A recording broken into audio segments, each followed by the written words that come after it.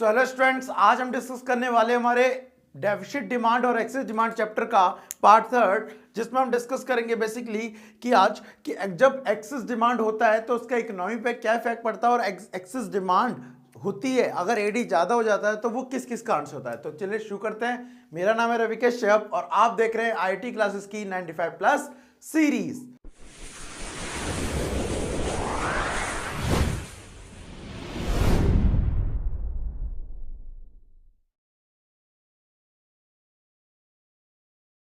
तो स्टूडेंट, जैसे कि आज का टॉपिक है, सबसे पहले हम डिस्कस करेंगे आज हमारे क्या एक्सेस डिमांड की। एक्सेस डिमांड होता क्या है? देखिए, एक्सेस डिमांड को इंग्लिश में यहां पर कहते हैं मांग अधिक्य। लिख देता हूं मैं यहां पर मांग अधिक्य या अधिक्य मांग ही पढ़ सकते हैं आप। अब इसका मतलब क्या है? इसका मतलब यह है कि जब इकोनॉमी में एडी ज्यादा हो जाए, किससे? एएस से। मतलब कि एग्रीगेट सप्लाई और एग्रीगेट डिमांड में अगर हम कंपेयर करें तो एडी क्या निकलेगा? ज्यादा। मतलब कि इकोनॉमी में हमने अपनी सारी लेबर को काम पे लगा दिया है। हमारे पास कितने लोग हैं काम करने के लिए? 100 वर्कर है।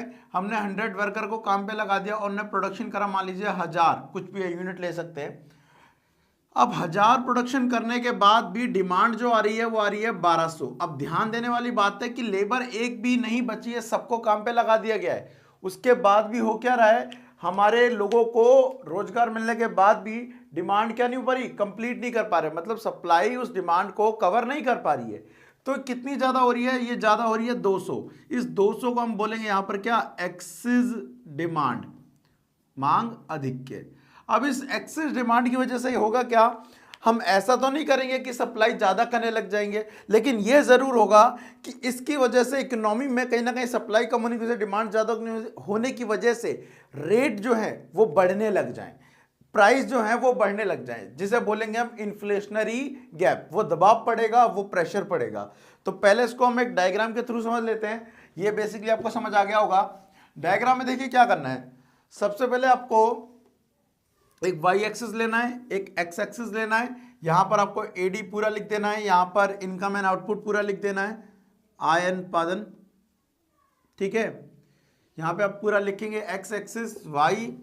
अब उसके बाद क्या करना है? एक 45 डिग्री पे आप वाई लेंगे, जो वाई के साथ साथ क्या होता है? एएस भी होता है। और आप एक ले लेंगे ये ए डी एफ। एफ क्यों बोल रहा हूं? क्योंकि इस पे एडी बराबर है एएस के, जिस पर यहां पर ये जो लोग है, ये जो प्रोडक्शन हो रहा है, ये फुल एम्प्लॉयमेंट है, पूर्ण रोजगार है, फुल एम्प्लॉयमेंट है। अब हुआ क्या? यहां पर तो पूर्ण रोजगार है, पूर्ण रोजगार मतलब फुल एम्प्लॉयमेंट। हमने सारे लोगों को काम दे दिया। अपने कितनी वर्कर? 100 वर्कर है ना हमारे, 100 के 100 को काम दे दिया वर्कर को, और वो इतना प्रोडक्शन कर रहे हैं, एडीएस के बराबर है। लेकिन किसी कारणों से एडी अब भी कंट्रोल में नहीं है और एडी क्या हो गया? ज्यादा हो गया। एडी क्या हो गया? ज्यादा हो गया। अब इस एडी के ज्यादा होने की वजह से होगा क्या कि आप देखिए, अब ये कट कर रहा है यहां पे जाके। मतलब कि एग्जाम्पल अगर मैंने अभी लिया था 1200 वाला, कि मैं 1200 की डिमांड हो रही है तो 1200 ही सप्लाई करनी पड़ेगी, लेकिन हमारे 1000 लेबर बना कितना सकते हैं? 1000 ही। तो ये पॉसिबल ही नहीं है कि हम ये लाइन को ड्रॉ करें, जस्ट बिकॉज जब हमारे पास लेबर ही नहीं है तो वो सप्लाई कैसे बढ़ा देंगे? तो यहां पर ये वाली लाइन यहां पर नहीं आती। अगर आप बना देते हैं तो गलत हो जाएगा। ठीक है, अब ये जो हमारा ई पॉइंट है, यहीं पर क्या है? इक्विलिब्रियम है। और आप देख रहे हो कि ये जो डिफरेंस आ रहा है यहां वाला, अगर मैं दिखा दिया तो इसे बोलेंगे आप एक्सेस डिमांड। इतनी डिमांड क्या है? एक्सेस हुई है। साथ ही इसी को क्या बोलते हैं? Inflationary gap. इन्फ्लेशनरी गैप क्यों? ये जो दिख रहा है ना, ये चीज, इसे बोलते हैं इन्फ्लेशनरी गैप। अब क्यों कहते हैं? क्योंकि भैया इसी की वजह से प्रेशर पड़ रहा है डिमांड का सप्लाई पर, जिसकी वजह से रेट क्या हो जाएंगे? बढ़ जाएंगे। अगर ये इतनी डिमांड ज्यादा ना होती तो इकोनॉमी में सब कुछ क्या चल रहा था? सही चल रहा था। तो यहां पर एडीएस बराबर था, सब लोगों को रोजगार में रखा था, इनकम भी इतनी प्रोड्यूस हो रही थी, ये हमारा 0 पॉइंट था।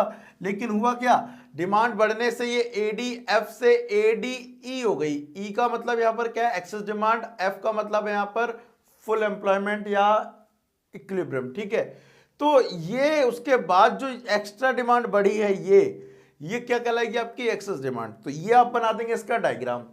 तो ये तो पता पड़ गया कि इसका डायग्राम कैसे बनेगा और ये बनती कैसे और ये क्यों होती है। अब बात करते हैं कि एक्सेस डिमांड बढ़ जाती है, अगर एडी ज्यादा हो जाती है तो उसका कारण क्या होता है। देखिए एक चीज अब मैं आपको समझा दूं कि मैंने आपको बताया था लास्ट वीडियो में भी कि एडी का मतलब होता है सी प्लस आई प्लस जी प्लस एनएक्स। एनएक्स का मतलब होता है नेट एक्सपोर्ट, ठीक है। और यहां पर ये निकाला कैसे होता है, आयात माइनस निर्यात, एक्सपोर्ट माइनस इंपोर्ट करके।